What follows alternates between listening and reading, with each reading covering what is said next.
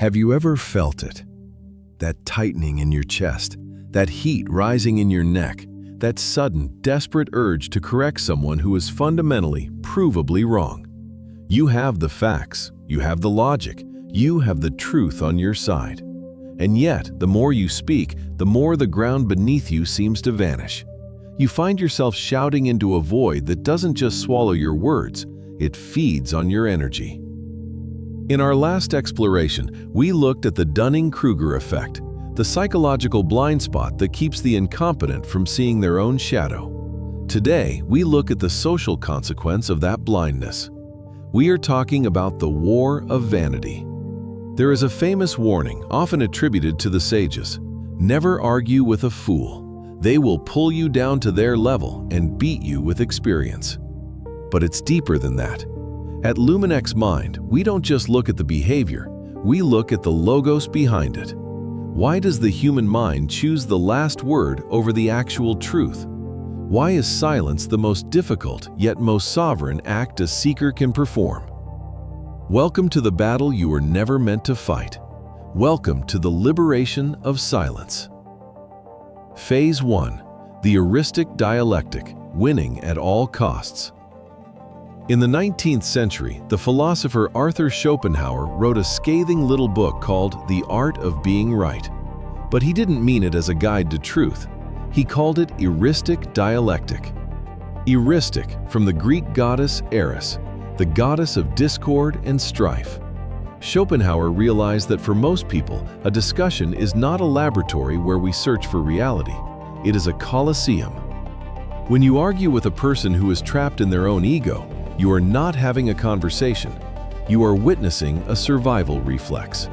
For the fragile ego, being wrong is not a chance to learn. It is an existential threat. It is a form of death. To prevent this death, the mind will deploy every weapon in its arsenal. Ad hominem attacks, moving the goalposts, intentional misunderstanding, and the ultimate weapon, the sheer, exhausting volume of words. They don't want your thoughts. They want your submission. They are looking for the last word. Because in the shallow logic of the ego, the person who speaks last is the person who won. They don't care if the house is burning down, as long as they are the ones holding the match at the end. Phase 2. The Energy Vampire, the metaphysics of friction. Think about the last time you were pulled into a senseless argument. How did you feel afterward? Drained, cold, fragmented. There is a metaphysical cost to engaging with ignorance.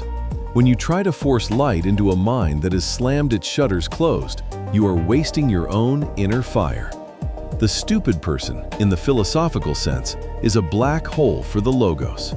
They don't just ignore the truth, they actively consume the energy of those who try to provide it. This is the friction of the ego.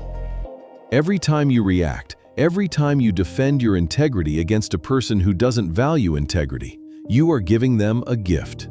You are giving them your attention. In the digital age, attention is the most valuable currency in the universe. By arguing, you are validating their chaos. You are saying, your nonsense is important enough for me to lose my peace over. Is it? Look at the oil paintings of the old masters. Look at the saints and the philosophers. They are rarely depicted in the heat of a shout. They are depicted in the stillness of thought. They knew that the truth does not need a megaphone. The truth stands on its own. Only a lie needs a constant, loud defense. Phase 3. The Mirror Trap, becoming the monster. There is a danger here that most seekers miss. When you fight a monster, you must be careful not to become one. When you argue with a person who uses Eristic Dialectic, you find yourself tempted to use their weapons. You start to get sarcastic. You start to get mean. You start to care more about shutting them down than about the actual topic. In that moment, they have won. Not because their argument was better, but because they have successfully pulled you out of your frequency and into theirs. You are no longer a seeker of the logos. You are just another ego in the Colosseum, fighting for a trophy made of dust. This is the mirror trap. The fool reflects your own potential for vanity back at you. They test your sovereignty. Can you stand in the presence of a lie and remain silent? Or is your ego so fragile that it needs to be recognized as the smart one by a person you don't even respect? If you need the fool to admit you are right, you are still a prisoner of the fool's opinion. Phase 4. The Path of the Silent Sage. So, how do we exist in a world that is obsessed with having the last word? We practice the alchemy of silence. Silence is not a sign of weakness. It is not an admission of defeat. Silence is a boundary. It is the ultimate statement of sovereignty. When you refuse to argue, you are saying, "I own my peace. My energy is not for sale. Your delusion is not my burden." The Stoics understood this. Epictetus taught that we are not disturbed by things, but by our opinions about things. If someone insults you or speaks nonsense, they only hurt you if you choose to pick up the insult and wear it. If you leave it on the ground, it remains theirs. Imagine your mind as a grand, silent library. A person walks in and starts screaming. You can scream back and ruin the atmosphere of the entire library, or you can simply continue reading your book. Eventually, the screamer will leave, not because they won, but because there was no echo for their noise. To have the last word is a hollow victory. To have lasting peace is the mark of the divine. The sovereignty of the mind. The world is getting louder. The peak of Mount Stupid is more crowded than ever, but you are a seeker of the Logos.